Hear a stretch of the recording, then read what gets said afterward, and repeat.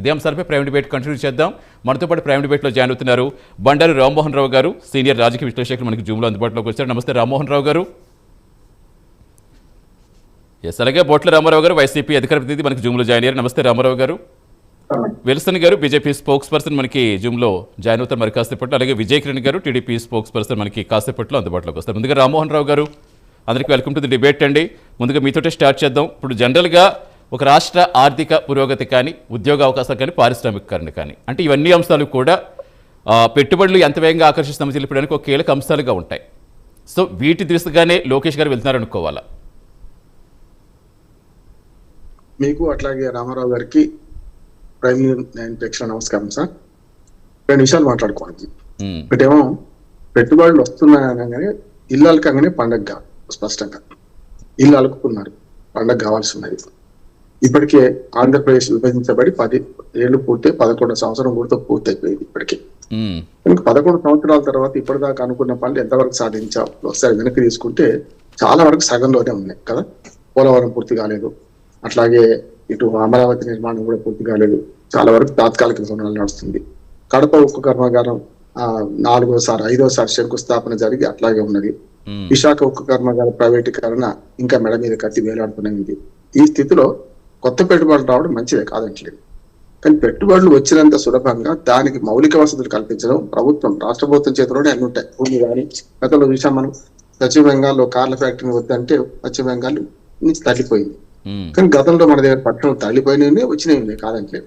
అభివృద్ధి నిరంతర ప్రక్రియ కనుక నిరంతర ప్రక్రియలో భాగంగా ప్రభుత్వాలు మారినప్పుడల్లా, అంటే పార్టీలు మారినప్పుడల్లా, ప్రభుత్వాలు కొత్త పార్టీలు అధికారంలోకి వచ్చినప్పుడల్లా కొంత అటు ఇటు పోతూ ఉంటది. కానీ సంవత్సరం అయింది ఈ కూటమి ప్రభుత్వం వచ్చి, ఇప్పుడు కొంత స్టెబిలిటీ వచ్చింది. ఈ సంవత్సరం తర్వాత కొంత అనుభవానికి వచ్చిన తర్వాత ఏం చేస్తే బాగుంటుంది, ఏం చేయకపోతే బాగుంటుంది అని వచ్చింది. రెండోసారి అధికారంలోకి వచ్చింది ఈ కూటమి ప్రభుత్వం. కనుక ఇప్పుడు పెట్టుబడులు ఆకర్షించే క్రమంలో మనకు 3-4 అంశాలు వాళ్ళ కీలకమైనది. ఒకటి అవినీతి ఉండాలి. ఎక్కడ చూడండి అవినీతి ఉంటే పెట్టుబడులు రావు. అంటే భూమి దగ్గర నుంచి, భూమి కొనే పంచాయతీ ఉంది అనుకోండి, ఎవడు పంచాయతీ కొనుక్కోడు కదా, భూమి కొనుక్కుంటాడు. కానీ అట్లా భూమి ప్రభుత్వం కేటాయించింది అనుకోండి, మళ్ళీ వివాదాలు ఏమైనా వస్తాయా అని కూడా చూస్తారు కదా. అంటే పార్టీల మధ్యన పక్షపాత రాజకీయాలలో అలానే మీరు కాంట్రాక్టులు తీసుకోవద్దు, తీసుకుంటే మేము రద్దు చేస్తాం హెచ్చరికలు కూడా నడుస్తున్నాయి. ఆంధ్రప్రదేశ్ రాజకీయాలు హాట్గా ఉన్నాయి. ఎప్పుడు కూడా ఎన్నికలు అయిపోయి సంవత్సరం అయిపోయి మళ్ళీ ప్రభుత్వం కుదిరపడ్డాక కూడా మళ్ళీ ప్రతిపక్షాలు ప్రభుత్వం ఈ రెండు కూడా ఇప్పటికి కూడా రేపో ఎల్లుండి ఎన్నికలు ఉంటే ఎట్లా అట్లా మాట్లాడుతున్నాం చూస్తున్నాం. అది దురదృష్టం. కానీ ఇక్కడ కేవలం అక్కడికి వెళ్ళి పెట్టుబడులు తీసుకొస్తామంటే గతంలో తెచ్చిన పెట్టుబడులు లేని సమస్య వస్తాయి కదా.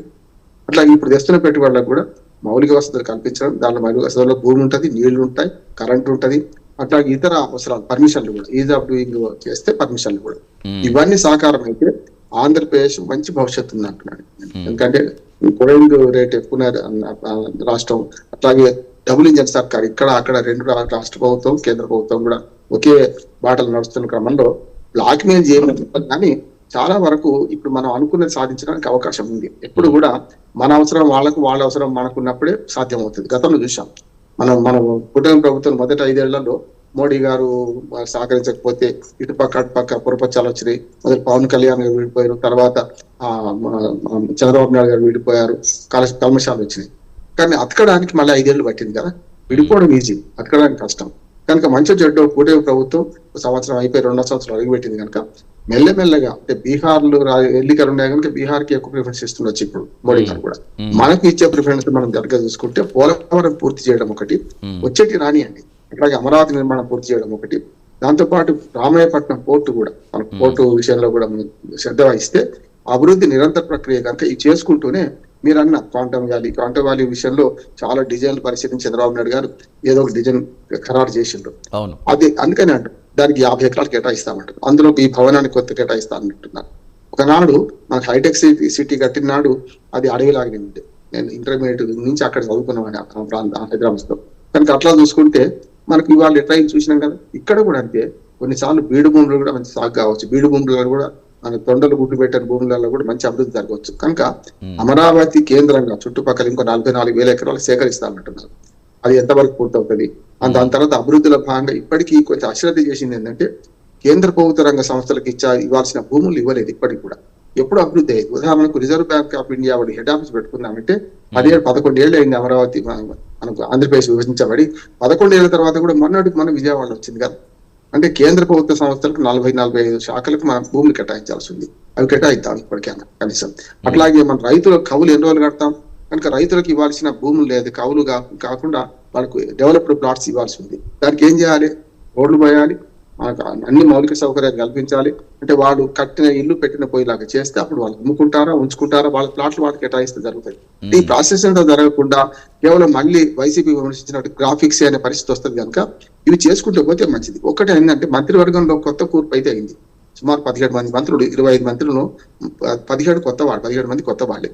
దానిలో ఒక జ్ఞాపకం వస్తుంది నాకు. రాజకీయాల్లో చాలా రోజులు చూస్తున్న వారి కనుక ఆనాడు ఇందిరాగాంధీ గారు ప్రధానమంత్రి కాగానే కామరాజు నాడారు ఒక మంచి సలహా ఇచ్చాడు. అమ్మ నీకన్నా సీనియర్లు పెట్టుకుంటే నీకు ఇబ్బంది పెడతారు కనుక నీకన్నా జూనియర్లు తీసుకో అని చెప్పి కామరాజ్ ప్లాన్ అంటాం అది అన్నాడు. అంటే నెహ్రూతో పనిచేసిన వాళ్ళు ఆమెతో అడ్జస్ట్ కాకపోవచ్చు. అందుకని మొరార్జీ దేశాయ్, చరణ్ సింగ్ లాంటి వాళ్ళు అప్పుడు పార్టీ నుంచి వెళ్ళిపోయారు. ఏది మొరార్జీ దేశాయ్ అప్పుడే కదా, ఇందిరాగాంధీ అప్పుడే కదా రాజీనామా చేసింది తన ప్రధానమంత్రి అదో అనుకున్నప్పుడు. ఇక్కడ కూడా ఏమవుతుంది అంటే సీనియర్ మంత్రులు పెట్టుకుంటే రేపు పొద్దున కష్టం. యువ నాయకుడు లోకేష్ కు రేపు పొద్దున రాజ్యం అప్పచెప్పాలంటే, ఏదైనా సరే కొంచెం యువ నాయకుడు డెవలప్ చేయాలంటే ఆ స్థాయిలోని మంత్రులు పెట్టుకుంటే ఒకసారి కలిసి పనిచేయడానికి ఒక కెమిస్ట్రీ కలుస్తుందనే ఉద్దేశంగానే పెట్టుకున్నాను అనుకుంటాను నేను. ఇప్పటికైనా నా ఉద్దేశం ఏంటంటే 17 మంది కొత్త వారికి కూడా అవకాశం కల్పించడం, ముఖ్యంగా యువతకి ఎక్కువగా ఇవ్వడం కూడా ఇప్పుడు ఏపీ అభివృద్ధి అనే విధంగానే అనుకోవచ్చు మనం. మంచిది. అంటే ఇప్పుడు కొత్త నీరు పాత నీరు కలిసి పారుతున్నారు. కొత్త నీరు ఎప్పుడు పాత నీరు మొత్తం పోవాలి అని ముచ్చట కాదు, కానీ కలిసి పారుతున్నారు. రెండోది ఏంటంటే లోకేష్ కి అనుగుణంగా రేపు పొద్దున మంత్రివర్గంలో ఒకసారి అనుభవం వస్తే ఎప్పుడైనా ఒకసారి కొత్తగా ఇవ్వాల్సిందే కదా. అయ్యన్న పాత్రుడు నేను చూస్తున్నాను. అయ్యన్న పాత్రుడు గారు 25 ఏళ్ళకి ఎమ్మెల్యే అయ్యిండు, 2-3 ఏళ్లలో మంత్రి అయ్యిండు అప్పుడే ఎన్టీ రామారావు గారు ఆయన లేదు కదా. కనుక అట్లా చూసుకుంటే అప్పటి యువతనే కదా. ఇప్పుడు కాకపోతే తెలుగుదేశంలో చాలా అంటే ఒక రకం చెప్పాలంటే వృద్ధ జనాభా పెరిగింది. అంటే చాలా మంది సీనియర్ మంత్రులు కానీ సీనియర్లు పనిచేసిన వాళ్ళు, అంటే 44 ఏళ్ల పార్టీ కాదు ఇవాళ, 40 ఏళ్ల పార్టీ కాదు, 4 దశాబ్దాల కింద చేరిన వాళ్ళందరూ ఇవాళ 70 ఏళ్ళు దాటిన వాళ్ళే ఉన్నారు. కనుక అది ఒక సంస్కరణ మంచిది అంటున్నాను. రెండోది ఏంటంటే ఇప్పుడు మొన్నటిదాకా చంద్రబాబు నాయుడు గారు పెద్ద పొరపాటు ఏంటంటే వచ్చే 10 ఏళ్ళు నాదే అనుకున్నాడు, మొదటి 5 ఏళ్ళలో అనుకున్నాడు. కనుక 2020 మ్యాచ్ ఆడుతున్నారు ప్రజలు. ఇవాళ ఉన్న వాళ్ళు రేపు రేపు గెలిచినప్పుడు మళ్ళీ ఓడాలని లేదు. కనుక 5 ఏళ్ళు మాత్రమే, ఇంకా 4 ఏళ్ళు మాత్రమే ఉన్నది అని పనిచేస్తే తప్పనిసరి ఆంధ్రప్రదేశ్ అభివృద్ధి చెందుతుంది. లేదు వచ్చే 10 ఏళ్ళు మాది అని అనుకుంటే మాత్రం ప్రజలు ఎట్లా తీర్పిస్తారో తెలియదు. కనుక వచ్చే 4 ఏళ్ళు మాత్రమే మాది, మమ్మల్ని ఎన్నుకుంది 2029 వరకే అని అనుకుంటే 2028 లోపటినే, నేను 27 అంటున్నాను నేను ఇప్పుడు ఇవన్నీ వరప్రధాని మనకు పోలవరం కానీ అమరావతి రాజధాని ఇవన్నీ చేసుకుంటూనే కొత్త వాడికి ఆలోచిస్తే బెస్ట్ అంటున్నాను. పూర్తిగా రావడం అంటే కష్టం కదా నేను అంటున్నాను. ఎస్, డెఫినెట్గా ఒక జీవనాడి లాంటి పోలవరం కావచ్చు, గుండెకాయ లాంటి రాజధాని కావచ్చు, రెండు కూడా ఇంపార్టెంట్ కాబట్టి ఖచ్చితంగా అవి ఈ టైంలోనే తీరుతాయని అందరూ కూడా ఎక్స్పెక్ట్ చేస్తారు. డెఫినెట్గా జరగాలని తెలుసుకుంది వస్తారు. మళ్ళీ కంటిన్యూ చేద్దాం మీతో. ఎస్, విల్సన్ గారు నమస్తే అండి.